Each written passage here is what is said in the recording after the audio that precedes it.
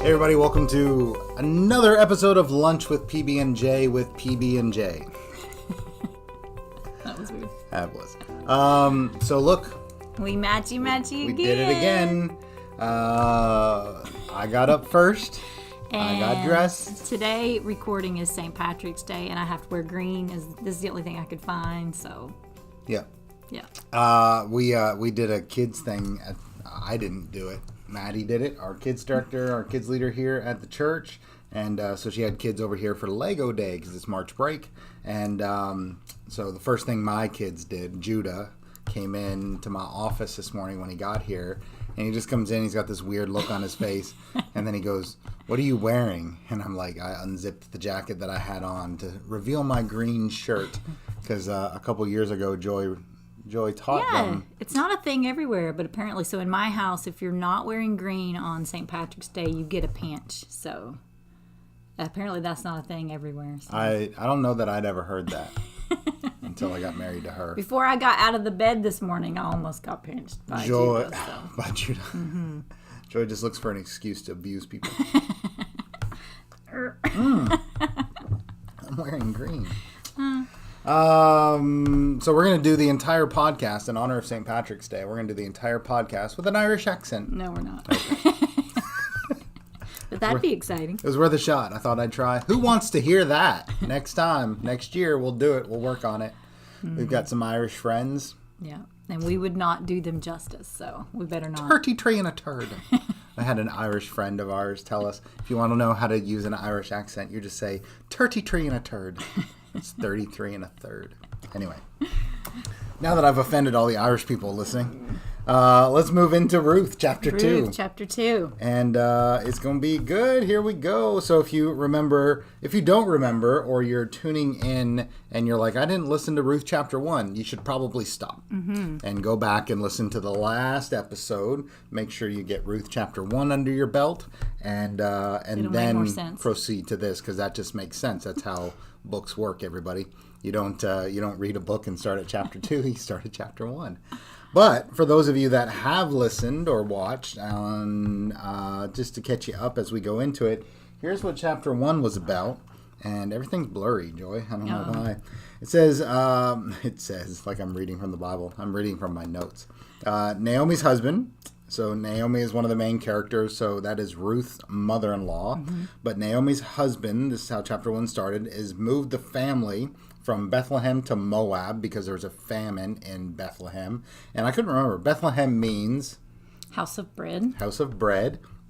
And while she's there, so Naomi and her family, Elimelech was her husband, and they are Jewish. And they moved to Moab, which was actually, there's a lot of hostility between the Jewish people and the Moabites.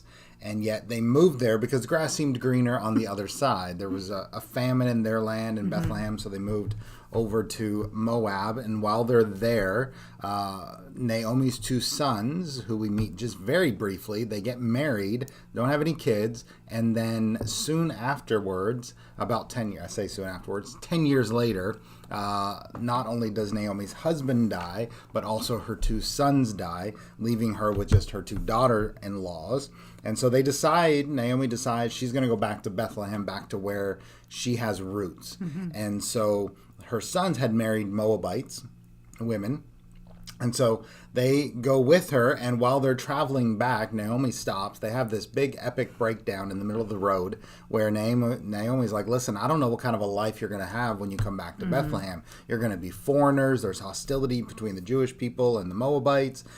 You'd be better off. She goes, I don't have any more sons that you can marry, so you would be better off to go back to Moab, to where you have a better chance of getting remarried, having kids, all those things, than to come and stay with me. So Orpah, the other daughter-in-law, decides to go back to her family, but Ruth says, absolutely not. From now on, where you go, I'll go. Where you live, I'll live. Your God will be my God. Your people will be my people. Where you die, I'll die. Mm-hmm. And so Ruth has this transformation where she leaves her past life behind her, and she moves forward into the unknown with Naomi, into a land where she literally bears the chance of really living life at beggar status because she has no family there. She's a foreigner. She's an outsider. She's not just an outsider, but she's an outsider from some place where there's great hostility. Right. And so they arrive together in Bethlehem, and where we kind of left off is Naomi is very bitter towards God and just towards the whole situation in general,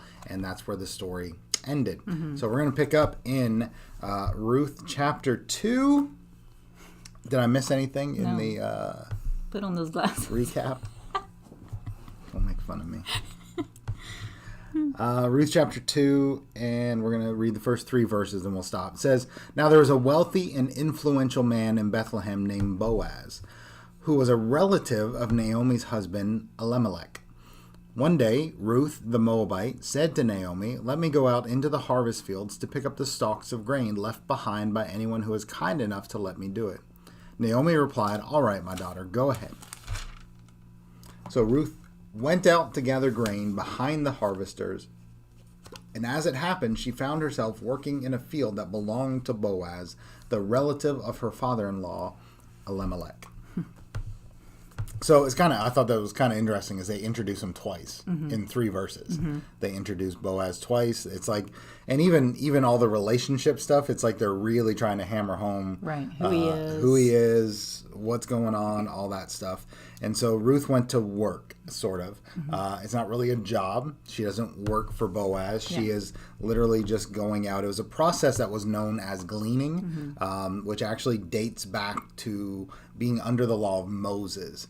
And so under the law of Moses, it's kind of in the Levitical law, is what they would do is kind of their welfare system. And so God put this in place for those that were struggling financially, didn't have a job, couldn't work, whatever. He kind of put this in place of the farmers were to go and kind of do their harvesting, but if anything kind of fell off the wagon, if anything didn't get cut down, and actually they were supposed to leave the corners of the fields, so rather than make a hard 90-degree turn while they were harvesting, they were just supposed to kind of round out the corners a little bit outside. And leave the outsides to people that were in need. And it was kind of put in place as kind of a welfare system for those that were poor and needy, that they could come and pull from the fields.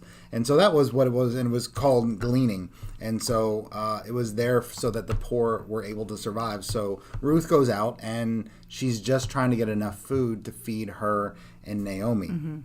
So in the process of that, we're now introduced to this character named Boaz, and he is a relative, as we're told twice, of Elimelech. And he's also introduced as an influential man. So different translations say different things, but he's known as an influential man, or a mighty man of valor is another translation that says that.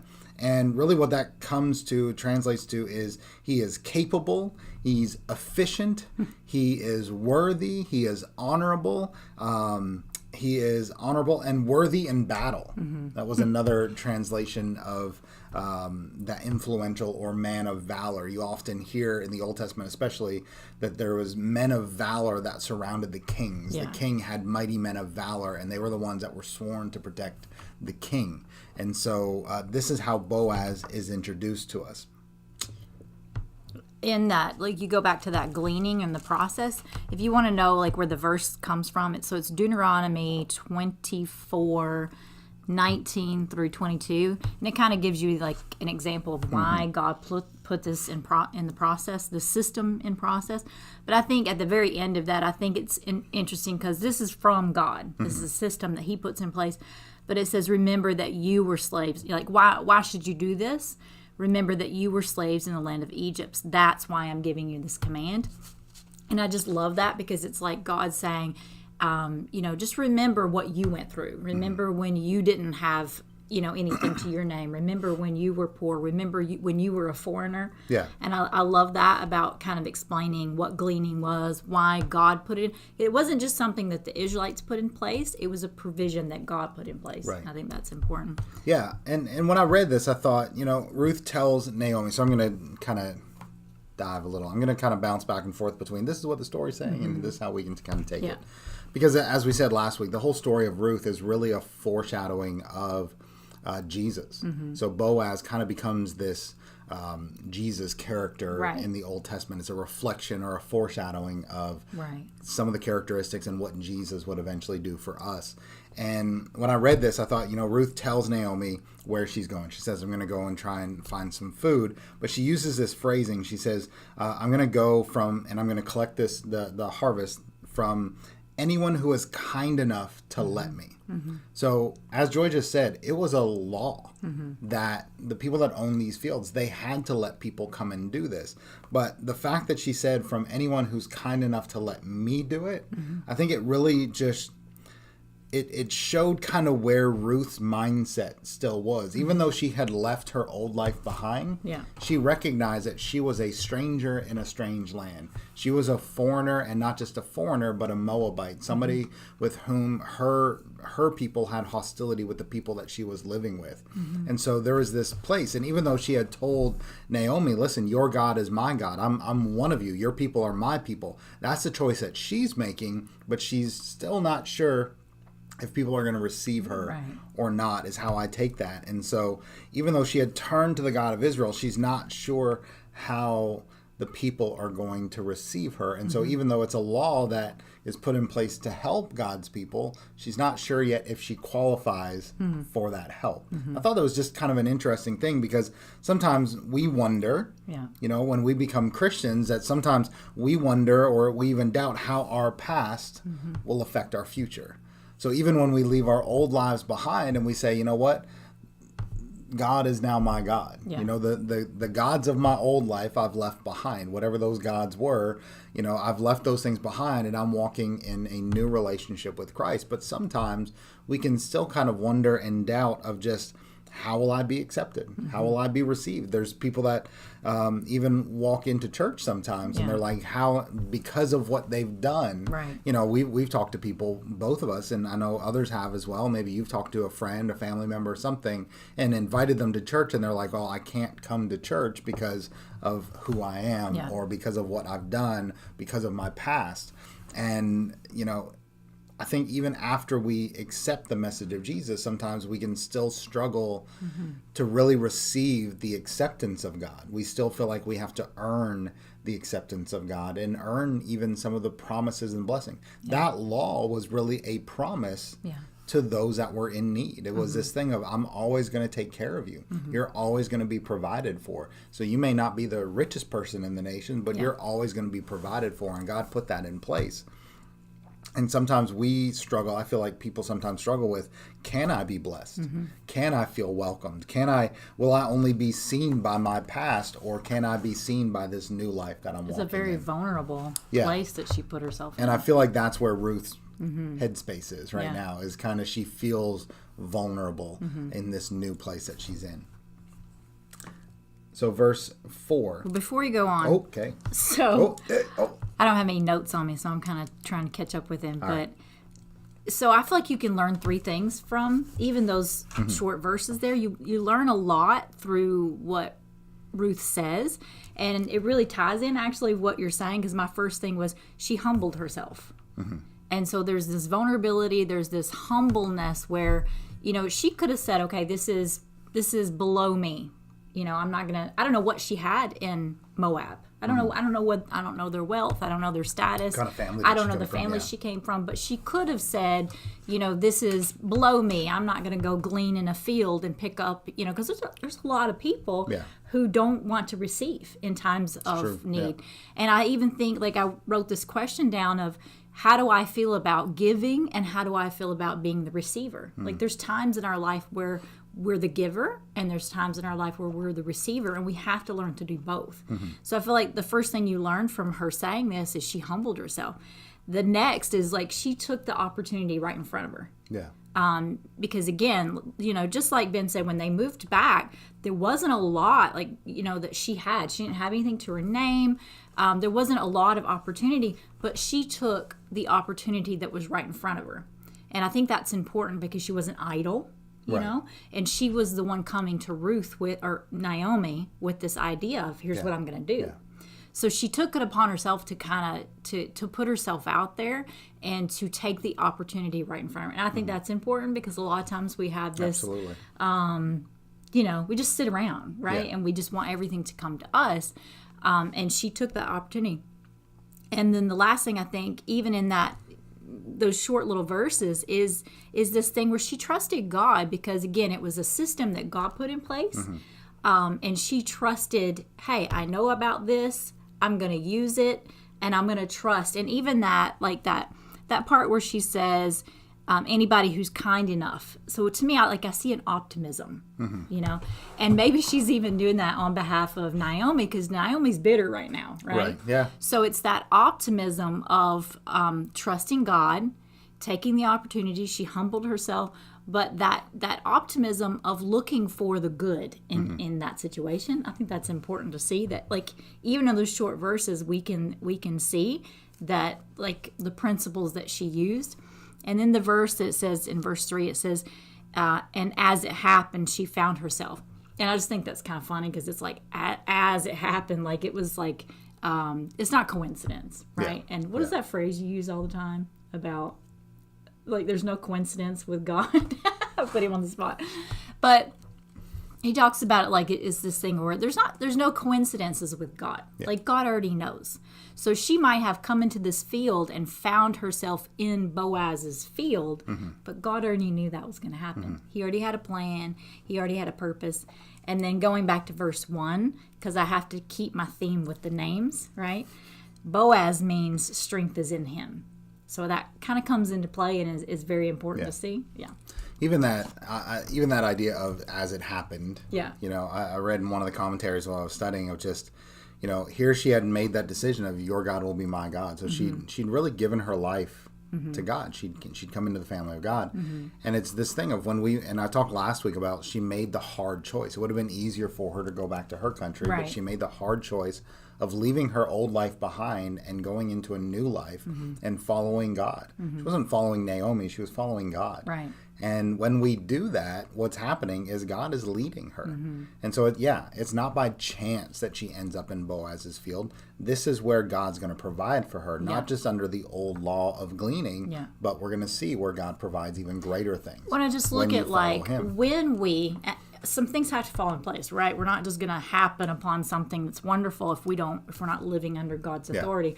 But when we humble ourselves, when we take the opportunities in front of us, when we trust God, He can take these ordinary choices, these random what looks like random ordinary choices, and make them a part of His big plan. And that's what He did for Ruth, and I believe that's what He can do for us if we trust Him and we take those opportunities. I also want to point out how you can read the Bible and see it from two different perspectives. Because I don't know if you caught that or not.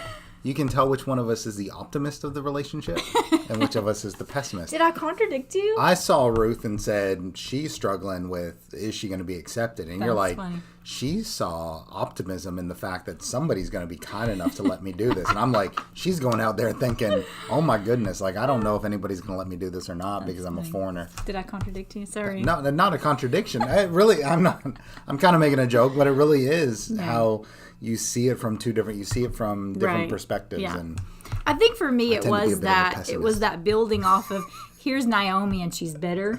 Yeah. And then the next chapter we have Ruth really taking what's in front of her and going to Naomi and saying, hey, I'm going to do this, and being there for her. Yeah. It's that friend thing. I'm going to rip a big chunk out here. Okay. All right. If you got something you want to say between now and verse 9, just pinch me. All right? Ooh. But only if you want to say something. Can't pinch me just because. Verse 4 says, while she was there, Boaz arrived from Bethlehem and greeted the harvesters. The Lord be with you, he said. The Lord bless you, the harvesters replied. Then Boaz asked his foreman, who is that young woman over there? Who does she belong to? And the foreman replied, she is the young woman from Moab who came back with Naomi.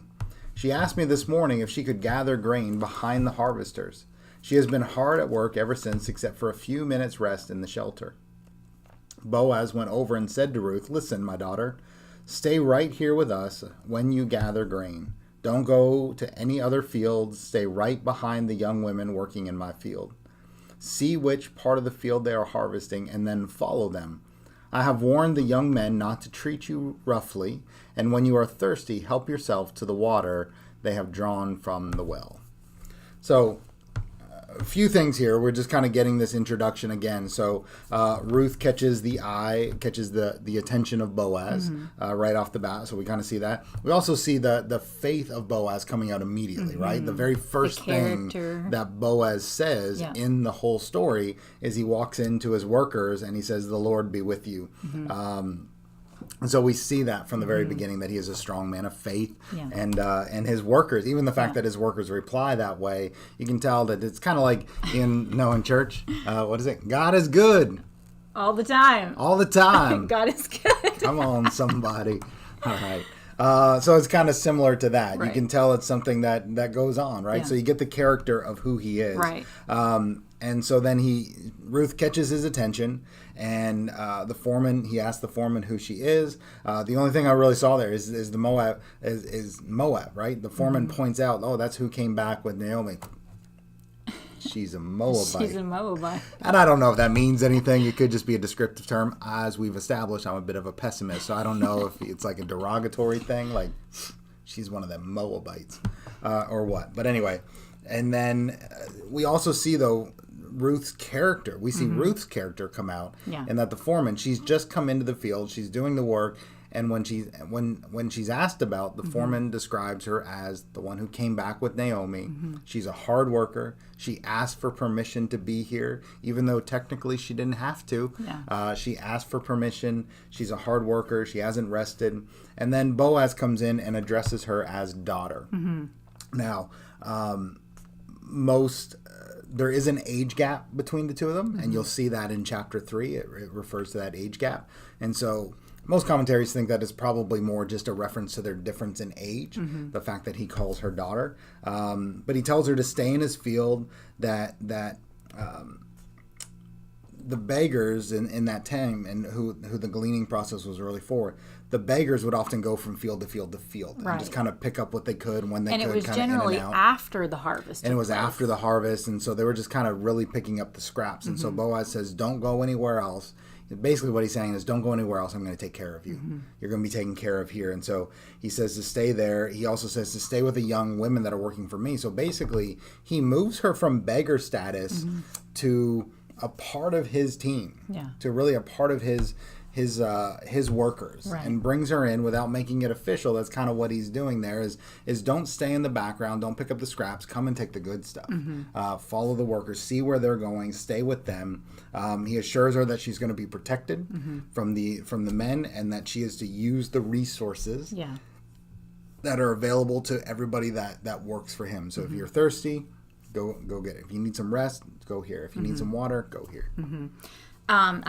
So there's a couple angles that I wanted to kind of take, but one is, and this might be kind of weird, but like I just literally thought about dating.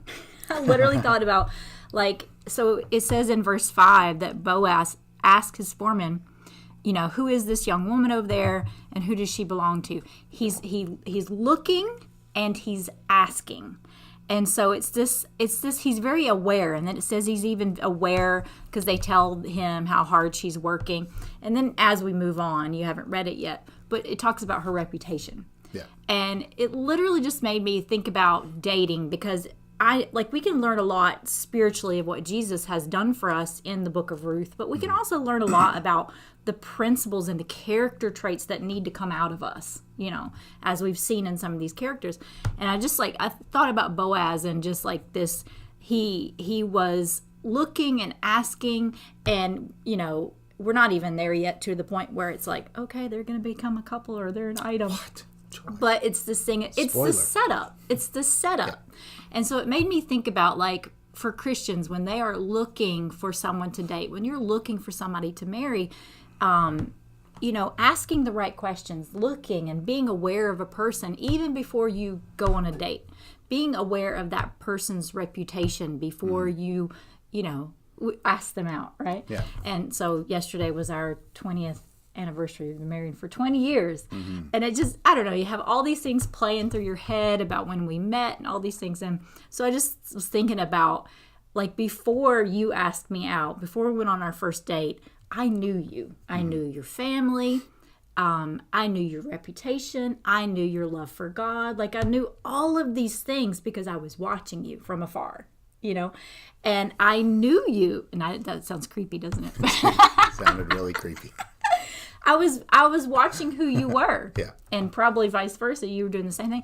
And I just really thought how important, we've kind of lost that in our culture today, to where people, if they're interested, they just look with their eyes and they swipe a screen, or they do these things that are just surface things. And so the principles of what type of man Boaz was, and the character of just like looking for someone of good reputation, like we've lost that today. Yeah. And I think that's so important. This might be the Old Testament. You think, those things don't apply to me. They do. Like God wants to put these types of character traits inside of us, so that, if you're somebody that's not married and you're looking for somebody and you're interested in dating, it's that thing of start looking at people's reputation. Yeah.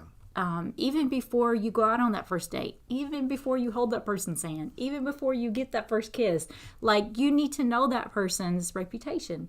And then, it's this setup, because God was setting this up. Right. And instead of Ruth trying to make something happen, or Boaz trying to make something happen, but they had to be aware of each other, and they had to be aware of the people that God was putting in their path. Mm-hmm. So that's kind of one angle that I thought about, is the practical, like dating. But then the other thing that stood out to me so much is, so the verse it says, where he says, "Listen, my daughter, and stay right here with us when you gather grain. Don't go to any other fields." He literally is giving an invitation to Ruth to stay. Mm-hmm. And like, if I could sum up chapter 1, I would have said, with one word, I would have summed up that chapter and said return. Like, return to the house of bread. And if I was going to sum up chapter 2, I would say stay. Like, that would be my sum up word. And it is that parallel of what Jesus does for us. He invites us. Mm-hmm. He invites us into his field. He invites us into to be with him. I think about, there's a verse you're all familiar with, I'm sure, but John 15, where he says, "Yes, I am the vine, you are the branches. Those who remain in me or stay in me will produce much fruit. For apart from me, you can do nothing." And it's this thing of that word stay here in this field, remain with me. Because I think about like everything as you go forward, and we're not quite there yet, but everything you go forward, everything Boaz offers her. He offers protection. He offers water from the well. He offers for her to be a part of the harvesters. He offers grain. He offers all these things. And it makes me think of the parallel of Jesus has given us an invitation for us to remain in him, for us to stay. Because there's protection. There's a place for us. And so I see like a parallel as it plays out. I see a parallel of what Jesus offers us. Mm-hmm. That's good. Yeah, and all of this, all of this shows Boaz really taking care of Ruth far beyond what his expectation or requirement was. Yeah. Like, he goes above and beyond. Right. And this is a principle the Bible refers to as favor, or another word that we use sometimes is grace. Mm-hmm. And so if we keep going in verse 10, it says, "Ruth fell at his feet and thanked him warmly and says, 'What have I done to deserve such kindness? I am only a foreigner.'" Mm-hmm. And so, again, she's floored by this outpouring of support because, again, she sees herself as a foreigner. Yeah. She sees herself from the outside coming in. And so this is why, again, I felt like it really speaks to what was going on inside of her. Is she constantly points out, that she's a foreigner, that she feels undeserving, unworthy of it. And so, just again, as kind of a side note, we're going to see this in a second. Boaz is going to get introduced as the family redeemer, or the kinsman redeemer. And it's, again, he's this Christ-like character. Mm-hmm. Before we see Jesus in the Bible, we see Boaz. And he is not Jesus in the Old Testament, but he is a Christ-like character. Yeah. All these things were pictures of what was going to come. Foreshadowing of what Jesus was going to be like. And so this favor that is shown to this foreigner, Ruth, really shows the favor of God shown to each one of us. Mm-hmm. When we choose to follow Jesus, when we choose to receive the help, the salvation, reputation of Jesus, it shows the grace and the favor that is shown to us by God, especially when we follow him to a place where he can bless us. Yeah. You know, there is a place of provision. We may not always feel like we belong in a certain place. We may not always feel like it's the place where we should be, or even maybe want to go deep down inside. But I really feel like this story, as I'm reading through it, it's like if you will make the hard choice, again, going back to what I said last week, if you'll make that hard choice to follow God where he's leading you, to make the hard decisions and make the hard choices and go to the place where it feels a little out of the norm for you, where you feel like a bit of a stranger, that sometimes is the place that God can bless you. That's where God is going to choose to bless you and provide for you, and it's there. And he's going to use that. And so that word kindness, she says, what have I done to deserve such kindness? That word kindness literally means favor or grace. That's where that word comes from. So, and another... Undeserved. It's undeserved. It's getting... We always define grace as getting what you don't deserve. And so here's grace, or here's Ruth saying, I don't feel like I deserve what you're giving to me. Yeah. Verse 11 says, yes, I know, Boaz replied. In other words, I know you're only a foreigner. I know, but I also know about everything you have done for your mother-in-law since the death of your husband. I have heard how you left your father and mother and your own land to live here among complete strangers. May the Lord, the God of Israel, under whose wings you have come to take refuge, reward you fully for what you have done. I wrote down here, good news travels fast. Ruth hasn't been here long, and this kind of goes back to what Joy was talking about in that dating thing. Is sometimes what you see is really drawing Boaz to Ruth. Is there's nothing in here. This is not like a Jacob Rachel kind of situation where he just fell in love with her at first sight. This is a character. Like, he falls in love with her character. Everything that he's known about her is what draws him to her. And I thought, rumors, if you've ever had rumors spread about you, rumors tend to be bad. And when you think rumors, you don't think good. And rumors tend to be spread by people who don't really know you. Reputation, however, is built on what people know about you. That's how a reputation is built. What do people absolutely know about you? The people, when they watch you work and they see you around town, they see you with your family, they see you at church, it builds a reputation. And so Ruth has built a reputation. Wherever she went, whatever she did, she was consistently the same. She had done this for Naomi. Now here she was continuing to work. She was humbling herself. She was asking for permission. She was doing all these things, just trying to exist, just trying to be, right? And her character just never changed. And I thought it was interesting too, Boaz's prayer, he blesses her, he prays his prayer of blessing, but the prayer of blessing is based on her reputation, right?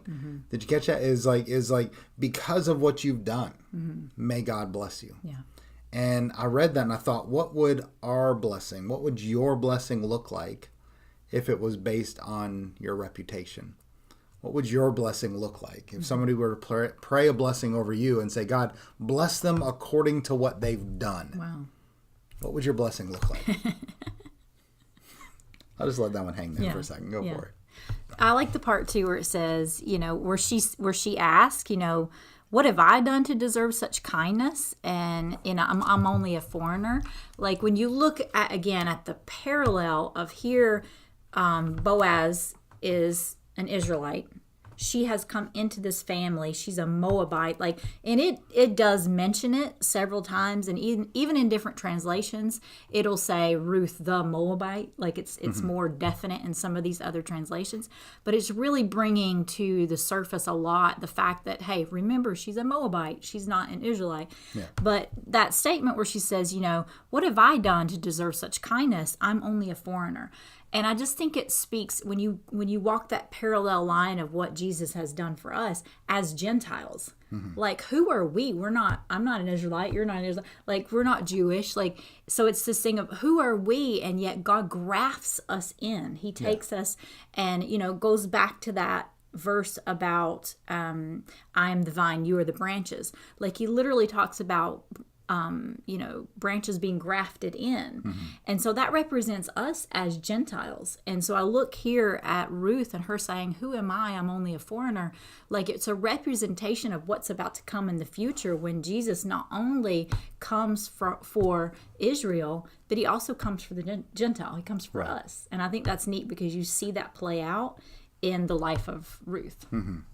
Yeah, and I think it's also interesting. Boaz prays this prayer. Let me read the prayer again. He says, "May the Lord, the God of Israel, under whose wings you have come to take refuge, reward you fully for what you have done." And I just thought it was interesting because, again, spoiler alert, we fast forward a little bit, Boaz becomes the answer to his own prayer. Yeah. How is God going to take care of Ruth? He's going to take care of Ruth through Boaz. Yeah. And I read that and I thought, again, when we pray for people, are we open to the idea that God may want us to be the answer to our own prayer? That's good, yeah. And so, again, just those were kind of two things that I pulled that are kind of a side story there. One, he prays this prayer of blessing that's based on Ruth's actions. If God blesses you according to your actions towards others, what's your blessing going to look like? Yeah. And secondly, when you pray for God to bless other people, are you open to you being used as the vessel for that blessing? That's good. Verse 13 says, how far am I going? To verse 18. "I hope I continue to please you, sir," she replied. "You have comforted me by speaking so kindly to me, even though I am not one of your workers." At mealtime, Boaz called to her, "Come over here and help yourself to some food.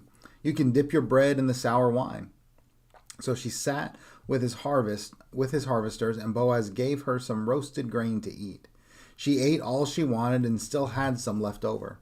When Ruth went back to work again, Boaz ordered his young men, "Let her gather grain right among the sheaves without stopping her, and pull out some heads of barley from the bundles and drop them on purpose for her. Let her pick them up and don't give her a hard time." So Ruth gathered barley there all day and went, and she beat out the grain that evening. It filled the entire basket. She carried it back into town and showed it to her mother-in-law Ruth. Also gave her the roasted grain that was left over from her meal. So again, he's going above and beyond, doing so much more than is required of her. There are no coincidences. I mean, he's literally telling his workers, "Hey, purposely drop some stuff so she can pick it up," right? So I mean, he's being intentional in providing for her. Well, and it's literally turned into not just, so the gleaning was, hey, when the harvesters are done, you go behind them. This is turned into she's literally harvesting with them. Yeah. So she's moving up in the ranks, kind of. Yeah. And what I think is interesting too, and again, speaking to Ruth's character, is here she is. She's at meal. You see where he calls her over, so she's still off by herself, and then he calls her over and includes her with everybody else, and then, like you said, makes her a part of his workers, and then when she's done eating, she goes back to work. Nowhere in this process does she ever start taking it for granted and start taking advantage of the generosity.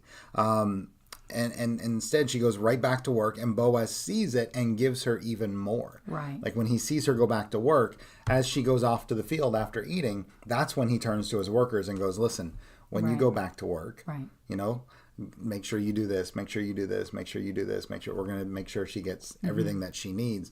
And it just reminded me of that principle that Jesus teaches on in the New Testament, that to those who are faithful with a little, that's good, much will be given. That's good. Right? Yeah. And so it's like Ruth never takes anything for granted. She doesn't feel at any point like she deserves this. She doesn't feel like at any point like, oh, this guy's going to take care of me, so he's going to be my sugar daddy, so I don't need to work anymore. I don't need to do anything anymore.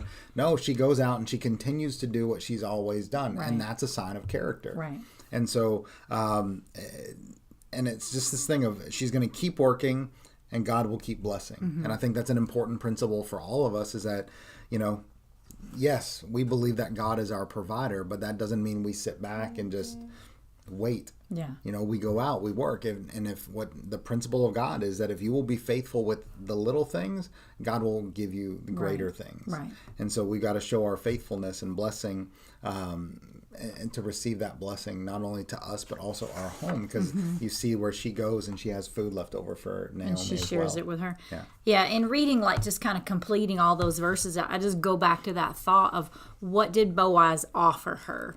And he, he says, stay in my field. And then you look at all these things that he offers her: protection, water from the well, food, fellowship with the other harvesters, extra grain, not just, the gleaning grain, but extra grain. And it's such a parallel to me of what Jesus says to us, what he offers us. Yeah. So verse 19 says, Where did you gather all this grain today? Naomi asked. Where did you work? May the Lord bless the one who helped you. So Ruth told her mother-in-law about the man in whose field she had worked. She said, The man I worked with today is named Boaz. May the Lord bless him, Naomi told her daughter-in-law. He is showing his kindness to us, as well as to your dead husband. The man is one of our closest relatives, one of our family redeemers. So in other translations, that would say one of our kinsmen redeemers. Yeah. Now, the role of a kinsman redeemer is explained in, you can go back to Leviticus 25. Did you look up the verses? Or did you just write I have. It down as well? There's several here, yeah. Okay. Leviticus 25:25. And then Deuteronomy, I think it's 30. I can't read my writing. Or is it 20? Yeah, there was a lot. 25. There was a lot of places. There's a whole bunch of places where it talks about what a kinsman redeemer is. And so some of the roles that a kinsman redeemer or a family redeemer, what they would do is they would buy back land that had been sold. So basically, if we fell on hard times and we're like, oh man, I got to go sell my car because I got to buy food for my family, a kinsman redeemer would come in and buy my car back and give it back to me to help us out. Right. And so that was one of the roles that they would do. So a kinsman redeemer would buy back the land that had been sold due to poverty. They would buy back a family member that had been sold into slavery. Oftentimes, if you couldn't pay off a debt, you were sold into slavery to cover the debt. And so a kinsman redeemer would come in and buy their family member out of slavery to wipe the debt clean. They would also, it was part of the kinsman redeemer role where, if you've heard us talk, I think we've talked about it in a couple places before, where the brother would marry his brother's widow. So basically he would marry his sister-in-law. So a guy is married, he dies, his brother comes along and says, and they haven't had any kids, his brother would come along and say, I'm going to marry my brother's widow so that we can produce a son so that my brother's legacy can carry on, so that there can be an heir that is produced. Yeah. And so a kinsman redeemer, that word redeemer or kinsman, it comes from this word redemption, all right? And it is literally the act, I thought this was interesting, it means the act of releasing or setting free. That's good. That's what a kinsman redeemer does. Is they release people, the act of releasing somebody or setting something free. It also, though, a redemption, that word redemption, it also speaks to a period of time that implies restoration to a previous state. So it kind of was exactly in line with what you're saying. A definition that came up for me is when you redeem something, it means to restore something to its original or proper state of existence. And I think that's a neat kind of imagery to get, is you're restoring it back. You take an old car that used to, you restore it, you redeem it. You take an old car that's rusty and missing parts, and you work on it and you redeem it. You put it back in its original state. And there's people who literally, they'll get these old cars and they have to pull, they'll have to get the original, I need, this, whatever, I don't know car parts, but it's like, I need this part from that era, from that time. You can't just put anything in it. It has to be its original state of what was it meant to be. I think that's a cool imagery. Because that increases the value. The more it's redeemed back to its original state, the more valuable it is. So it's really restoring that. And so this is what a kinsman redeemer does, is it brings that back. You did miss one thing, because you're talking about like the you're talking about, you mentioned like what is a kinsman redeemer, what was their rights, what was their responsibility, rights, whatever you want to call that. But one I thought was super interesting, and it doesn't come into play for Ruth, but I think it's interesting. It says they have the right to avenge the death of the family member. Hey. So like, let's say somebody murders, a family member, whoever is the closest to that family member, who is the kinsman redeemer, is the one that has a right to avenge the death. So that also made me think of like, that's why you don't mess with God's children, right? Where am I? Verse 21. We're going to close it out here. Then Ruth said, "What's more, Boaz even told me to come back and stay with his harvesters until the entire harvest is completed." "Good," Naomi exclaimed. "Do as he said, my daughter. Stay with his younger women right through the whole harvest. You may be harassed in other fields, but you'll be safe with him." So Ruth worked alongside the women in Boaz's fields and gathered grain with them until the end of the barley harvest. Then she continued working with them through the wheat harvest and early summer, and all the while she lived with her mother-in-law. Mm-hmm. So that word "stay" is mentioned 4 times in this chapter. Mm-hmm. And that's why it sticks out to me so much. So Boaz invites her to stay, and then when she tells this whole story to Naomi, Naomi's like, stay in his field. You're going to be taken care of. Other places it's not safe, but you're going to be taken care of. Stay in his field. And so I just think like it's a prominent theme throughout the chapter, and it reminds me of Jesus's invitation. I am the vine, you are the branches. Remain in me, stay in me. John 15:9 says, "Remain in my love." Mm-hmm. See, what you see here is this picture of basically Boaz is even before he marries Ruth, spoiler alert, but even before he does that, he's offering love right here. He's offering to take care and protect. And so it's this thing of that's what Jesus offers us, and he asks us to stay in his love, remain in his love. Because it's one thing to return to the house of bread. It's one thing to, position ourselves. Okay, here's where I'm going to be provided for. Here's where I know I need to be. I'm going to return back to the place I need to be. But then there's a call also to remain, to stay in that place of provision and remain in that love. So that kind of just really, that was a theme I saw through the whole thing. And again, so the book of Ruth is, it's a foreshadowing. Oftentimes we'll tell people, you can find, Jesus doesn't just show up in the New Testament. He's in the Old Testament. And every single book of the Bible that you read, you will find Jesus. And so that's why I say Boaz is this Christ-like character. Yeah. It is this picture. So what we're seeing, just to kind of put a bow on chapter 2, okay? What we're seeing is this relationship between Boaz and Ruth is developing to really become very symbolic of our relationship with our own Redeemer, who is Jesus. And so Jesus not only paid the price to restore our lives to what they should have been before the fall of man, before sin entered the world. Jesus paid the price to redeem us and to bring us back into that place. But then he also offers provision and safety if, as Joy says, if we remain in him. So there's the parallels. There's the tie-in to where is Jesus in the book of Ruth. It's just this story about a woman named Ruth. No, it's not. No. It's a story of Jesus. All right. And so what we'll see as we go forward from here is what we see right now, where we close out chapter 2, is Ruth and Naomi are taken care of. They have enough food. They're going to have supper tonight. They're set for now, right? There's safety. There's provision. But then obviously as we look down the road, it's like, harvest only lasts for a certain amount of time. So what comes next? What does their future look like? What happens after the harvest? That's good. Next week, chapter 3. Not the end of the story yet. All right. So that is Ruth chapter 2. Thank you guys for being with us today. We hope you will join us next week for Ruth chapter 3. It's a great story. Again, I hope hope we're not overemphasizing it. I don't think we can. It is parallel to our story with Jesus. And so it is a powerful, powerful illustration of where we find Jesus in the Old Testament. Yeah. All right? Yeah, it's good. All right. Guys, thanks again for being with us. If you haven't done it already, we do encourage you. Follow us. Click the follow button on the podcast wherever you're listening. If you're watching on YouTube, go ahead and hit the subscribe button. That way you don't ever miss an episode. It'll give you a little notification whenever we're there. We're easy to find. All right. Thank you guys so much. Tell somebody else about the podcast. And we will see you next week on Lunch with PB&J. Bye, guys.